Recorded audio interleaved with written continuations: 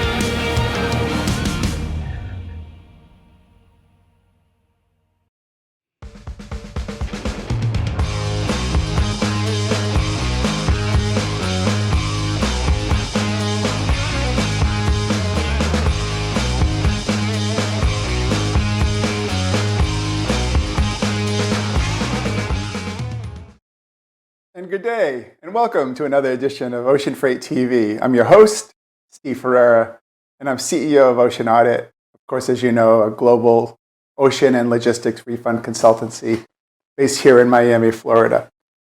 So great to see you guys again, and good day to everyone out there in my viewing audience.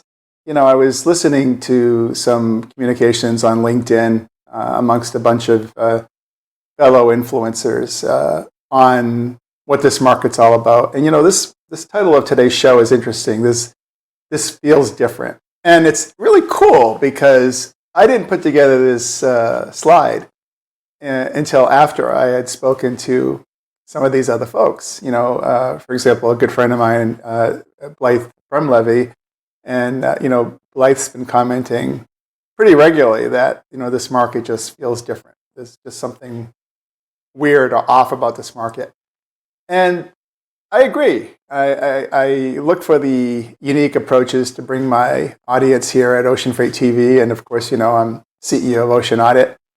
And when I meet clients and we do refunds and recoveries all over the world, it's really interesting that there are so many storylines within our ocean freight trade that the media doesn't report, we don't see, or we take for granted, or we're in the throes of our normal work, helping improve customer profitability, in my case, and at the same time, I think it's important that all customers, all players and participants, right, in the ocean game, so to speak, understand what lies beneath the surface. And so I thought, my new branding campaign was me in this bathtub and, looking pretty grim. And I must admit, it was pretty good to get out of my comfort zone.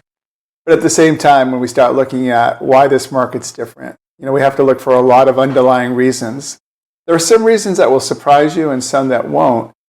I broke down today's show, the time that we have together, 20, 25 minutes. There's so many different storylines to cover. I wanted to give you the unique, the different, the offbeat, the norm, and put it all together, right? So that, you can experience, like many clients and followers of mine experience, that, hey, I took something away from Steve's show. So again, welcome to Ocean Freight TV. We've got a great new studio set that we're working from, and new set of glasses to bedazzle in, and looking forward to unveiling also the new look of Ocean Freight TV and Ocean Audit coming up in the next few weeks. So lots to come. Lots of content to produce, to put out, and lots to share with you. Why it looks different, why this market looks different, is that I was fortunate to live in Europe for 10 years, close to 10 years. And in those times of living abroad, I had the chance to be in Russia once or twice. And Russia to me is always like a Grisham novel or a Ludlum novel or a James Bond type experience. You never know what you're going to get, with Russia. And some very, very interesting and unique experiences that I had in my lifetime over there. And some of those still continue. And I love spy movies. Everyone knows me, knows I love spy movies. And in one of the recent movies, talk about Russia House. Like there's a spy in Russia House, like a spy is infiltrating the CIA. It was a movie Angelina Jolie was in. And so Russia House to me is really interesting because, we've got this brutal war. And, from time to time, I was one of the first ones on the scene looking at the Russian crude oil and then how the Russians changed the blend, right, to allow some Kazakhstan oil to come in. But today's story on Russia House is a completely different story. And it all has to do with construction and wood products. Now, of course, we know Russia to be second to Canada, I guess, in terms of forestry and the kind of the accoutrements that come with that. But shipments of a high-grade birch plywood, which I understand are used in new home constructions for floors. This birch plywood is, I guess, from Russia, a durable type strain or genus. Is that the right word? And it's still flowing into our country like, not water, because the shipments are down 25% of what they were in 2022. But what's interesting about the story is that there's a 50% kind of war penalty duty that's been thrown on these birch plywood shipments. But yet, even with the heavy duty, these shipments still flow. And why is that? Well, I'll tell you exactly why that is. Because, look, maybe it's because this is raw and I'm in the market zeroing in on a beautiful new construction house here in Miami. And you look at the price tag for the house and it's like, wow, I mean, this is like the house of a lifetime, right? But in that are all the components, right? Like I told my wife the other day, hey, honey, look at this refrigerator. Look how much that cost, right? And like these prices were like scary to me. But, right, when you're doing this kind of thing and they're putting in a birch plywood floor with wood from Russia, it's like, what the hell do I care, right? I mean, yeah, I care, of course, but those costs and that tariff and duty are all rolled into what I'm paying, on my purchase and sale agreement, right? So whether I'm paying, and I'm just making this number up, $25,000 for the wood or, $35,000 or $40,000 for the wood, I'm paying it. It's not like buying a Volkswagen, right? Where there's a line itemization to this stuff. And so I really think, and again, this surprised me because I did a little research on this and I was actually surprised to see so much Russian plywood moving. And this is moving predominantly on Ro-Ro ships out of, I believe, St. Petersburg and the region. And, there are some, obviously some very legitimate, businesses here in the U.S. that have been set up to trade on this plywood. So I guess the issue is that, with the way the Biden administration has been trying to protect the American consumers, you're almost twixt in between, right? Do you put more tariffs on this stuff and then increase the price of housing? So it's already obviously outrageous beyond, reach of many, many people, right? The housing costs here in the U.S. And this is a major, major issue, right, with this Russian plywood. So I think that Russia House, right, is, and some correspondent in the press made a note that this is $1 billion business per month. I don't know if it's that much, but certainly this is revenue that Russia is probably laughing all the way to the bank on. So it's something that, again, has flown totally under the radar. Maybe we want to know about it, maybe we don't want to know about it, but it's there for the taking and for your consumption. And I thought that was an important part from Ocean Freight TV to help share that with you because I've not heard this anywhere elsewhere. So you can kind of call this a breaking or an exclusive. And, with Russia House always comes, sticky situations. And so sticky situations in this case is I've seen a commodity, polymer modified bitumen, right, which is an asphalt kind of, and that's a picture of it there, right there on your screen. And it's used in road constructions and roofing materials and so on and so forth. Kind of a petroleum-based product, but used in asphalt road making, asphalt and tarring type environments. The scary, silly thing on this is that this week alone, I've seen 200 containers of this product. Now, don't get too upset, right? It's moving from Russia into Mexico.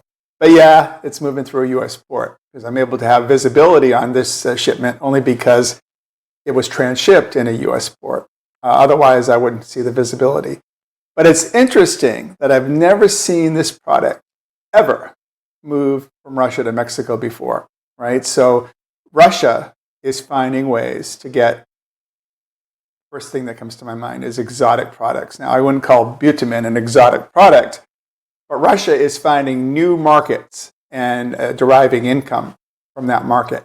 Now, what's especially concerning, or perhaps interesting is a better word, is the roofing and asphalt tiles and shingles that go on roofs, right?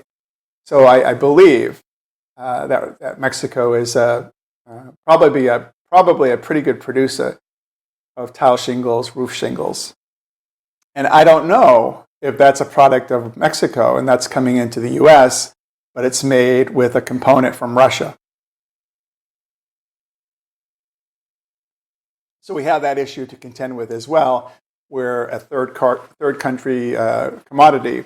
It's not like, again, buying a Hyundai or a Kia where on the sticker it says, 25% of the product made in Mexico, 75% in South Korea, right? We don't have that on, a typical commodity like bitumen, right? But it is unusual, right? So we're seeing, and maybe it's just the fact that the market's changed a little bit, right? But we are seeing these unusual kind of movements. Now, with the Royal Coronation, what else could I say about, spare parts? You see what I did there. So we've got our good friend here, Prince Harry. Not that I know him, right? But, Spare is a bestseller.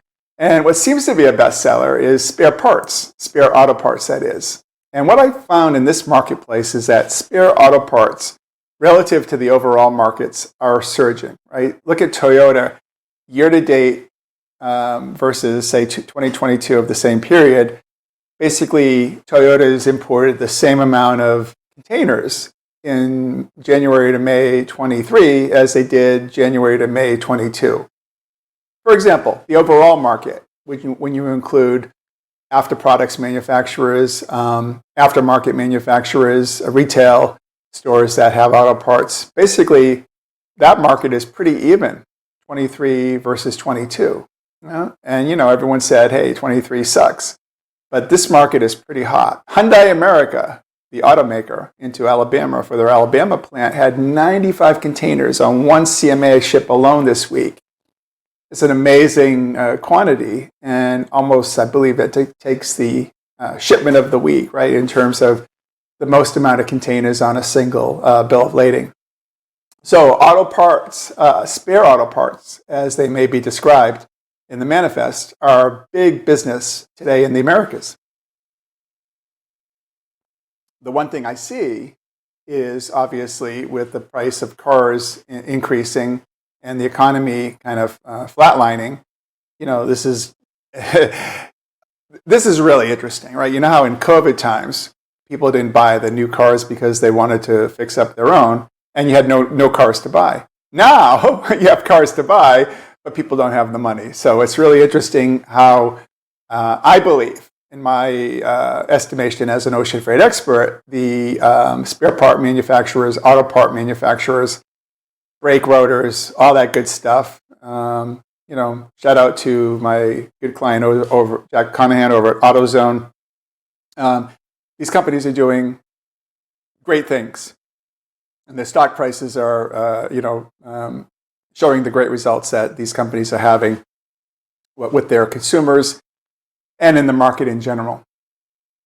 One commodity that is always near and dear to me is the Christmas market. And I titled this next segment "Quality Over Quantity." When I was based in Taiwan, I don't know, call it nostalgia, but there was nothing more important to me than, working with, for example, General Electric and, I believe there was Noma Manufacturing in Chicago. These are all kind of names from the past and maybe still the current, that had, made Christmas lighting and Christmas decks and trees in Taiwan. And of course, much of that business has moved to China and other countries, Vietnam, Thailand. But the Christmas market is an interesting market. And January to May of this year, now this is not containers, but I look at invoices issued, right? Because I'm kind of an invoice guy on the ocean side. So it could be, 2,497 invoices with, 8,000, 9,000 containers.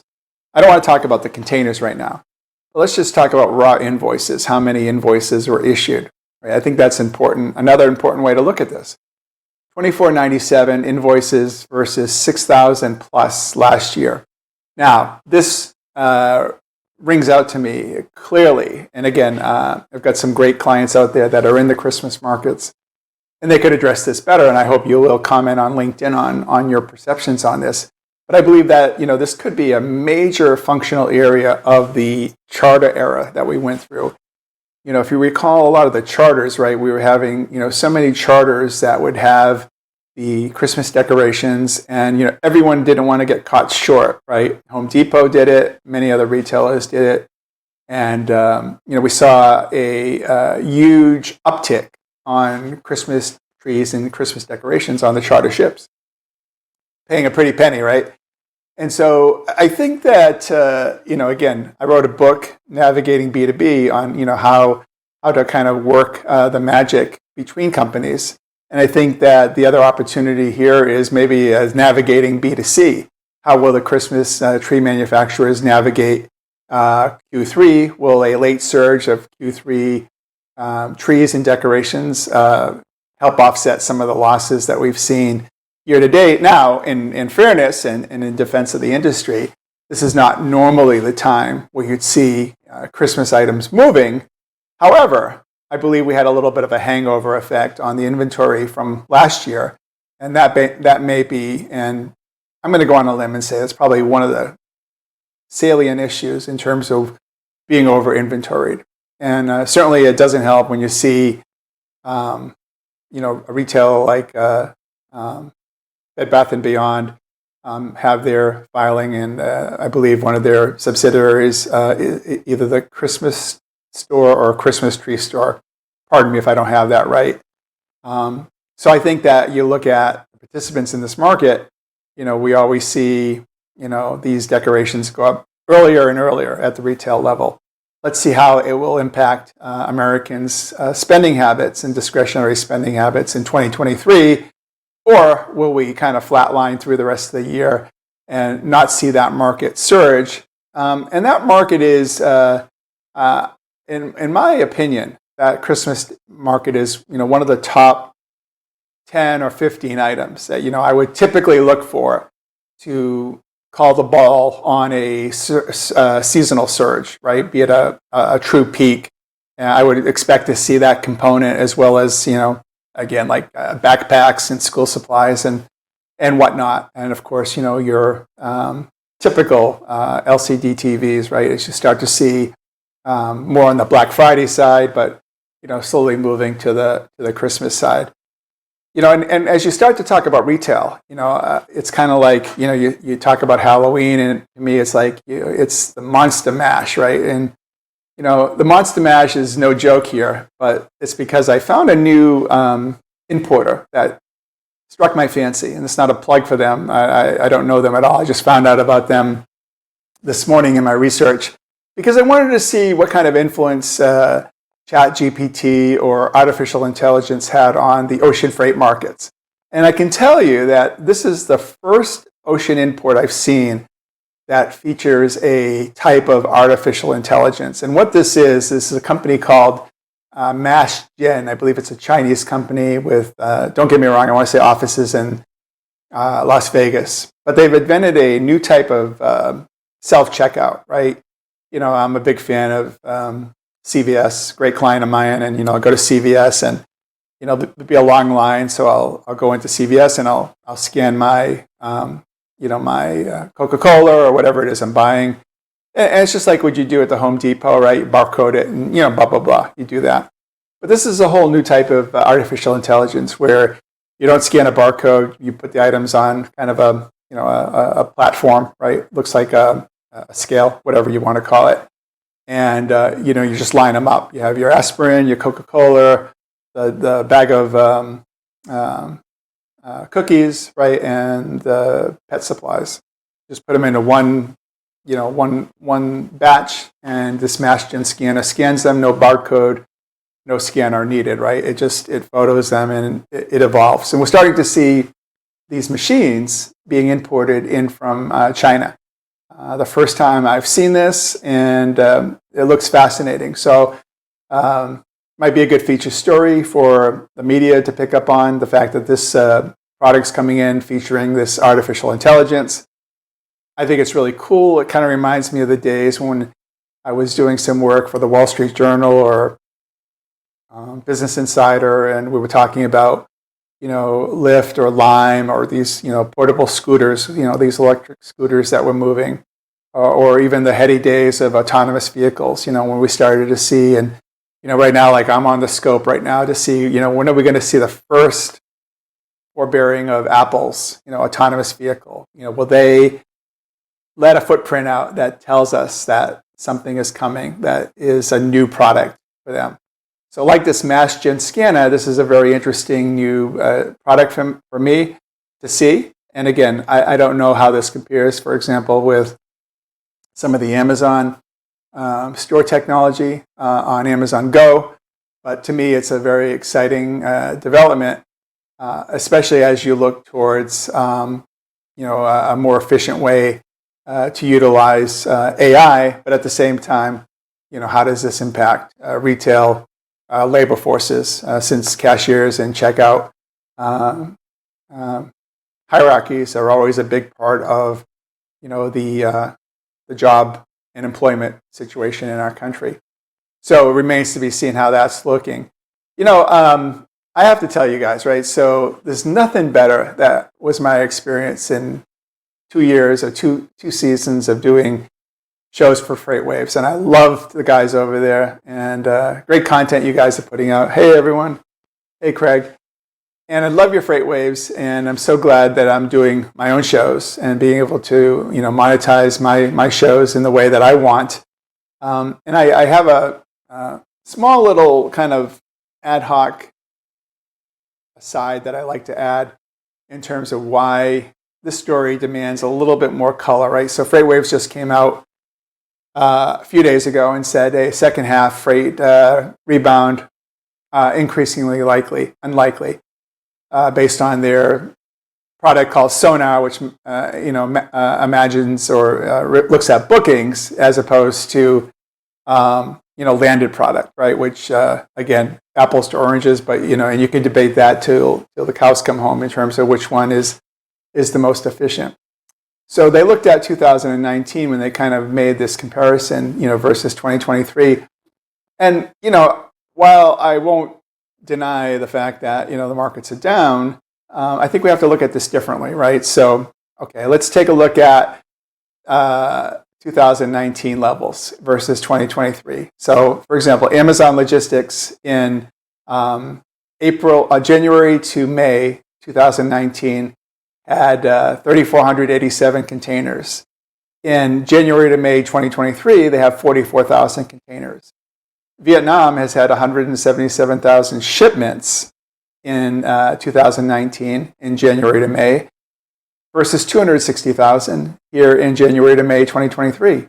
Now, the most telling stat that I love is for the first 10 days in China, from China to the US, and this is landed to the US, we had 219,000 shipments, May 1 to May 10. That's right, just a few days ago, right?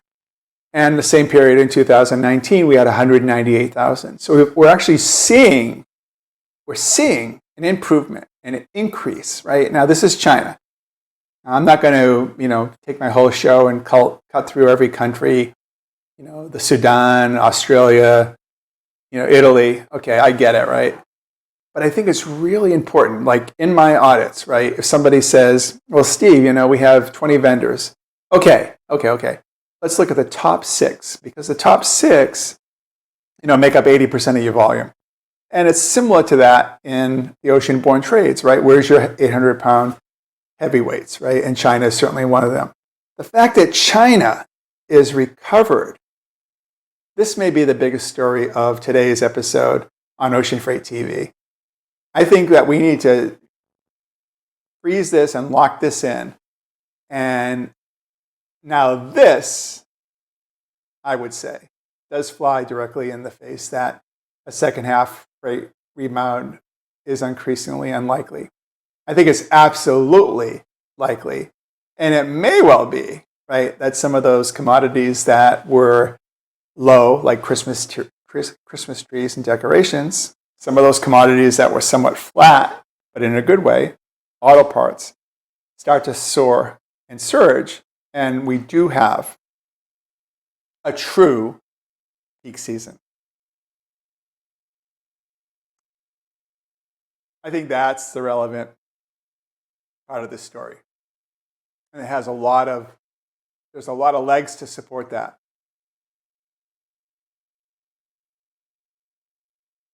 Now, we talked a lot about the crazy Russia house and the lumber, the plywood, but we kind of do have our own housing crisis. And, like Lorianne LaRocco of CNBC told me, and I helped in some parts of her award-winning book, Containers Don't Lie. We have some issues with construction components, right? Coming in housing materials, building materials, construction components. And here's where I'd say to FreightWaves, okay, I get your data, but there's more to the story, right? So if you look at January to May 2023, we had 3,200 shipments comprised of a certain amount of containers. 2022, we had 4,300, and in 2019, we had 5,100. So the market was significantly better for building materials, home construction materials, and construction supplies in 2019 than it was today. No question. However, here is the difference, right? And this is the reason why you can't just look at the data, right? New construction starts have surged in permits and in new builds in 2023 versus 2019 dramatically. I looked at the state of California, I looked at the state of Texas, the new permits for new builds, and it could be anything from an office park to a apartment structure to a single family home. These permits are way up. And what does that mean? That means that we will see a surge in Q3 of building material. Actually count on it. We have to, because we have to be able to, those new permits, building permits, have to be able to source products somewhere. Now, I get what you're saying. Could there be an inventory side effect there, or an after effect, or a hangover is the better word? Possibly. Now, when it relates to issues like, for example, flooring and vinyl tile, ceramic tiles, I remember the Home Depot brought in boatloads of that kind of product. That's a safe product. That doesn't necessarily change designer year by designer year in terms of whether it's designer white or designer black or designer tan color, right? You've got fundamental colors that apartment units, builders, consortiums use, right? So if Home Depot has a great deal on a tan ceramic tile from 2019, 2020, it's still in warehouses, great, right? It's good. Use it and get a deal on it. So that's the kind of, some of the side of impact issues on construction materials. But we also have to remember, right, there has to be something on both sides of the equation. So like this Canadian lumber, and we talked earlier in the introduction of my show today on Russian plywood and Russian birch plywood, right, which is a competing product with this Canadian stuff. Now, this Canadian stuff, a lot of that, is starting to move. Guess who's resurging, right? China, right? They're opening up again. And, so we're seeing, massive quantities of Chinese lumber, Canadian lumber, moving to places like China, to other markets. So I would agree with my friend Blythe from Levy that the market is very confusing right now because everyone seems to be sourcing in different ways than they ever did before. But is it a bad thing? Not necessarily. But it's a changing thing. And it's one that we as professionals have to be able to call the ball on and have that change of paradigm that when we're looking at markets, we can swiftly and succinctly navigate from one market to another because these markets are ever changing. So I think that the housing crisis that we have, of course, I look at my own individual scenario here with what we're trying to do with our house here in Miami, our new house. And, I like the fact that it's brand new construction, but I also know from just being a thought leader in the industry that, wow, if I only broke out, what the components were, just like that Volkswagen Golf or Lincoln Navigator, right? What's the line items? And so you hear that all the time. And, especially we get that on logistics invoices, right? Everything has a line item. And it makes it much easier for, someone like myself to say, hey, you got a $10,000 refund because that line item, was not part of the deal, was not part of the contract. So I think that containers really never lie. And when you talk about the whole aspect of how things are looking blurred below the surface and how this just feels different, I think that today's issue of Under the Surface with Steve helps to give you some color to the ocean industry that you might not have known before. And certainly my goal at Ocean Freight TV, as well as my stewardship over Ocean Audit, which helps clients all over the world protect and regain lost working capital, help to bring you the unique nuances that you can take away. And these are great conversation starters for working with your incumbent ocean vendors or 3PLs or NVOCCs. And think about it, right? We're all part of the same fabric, the same network, the same layers. And what's impacting us in the data is certainly impacting your providers and your vendors et al., right? And I think that that's a key component.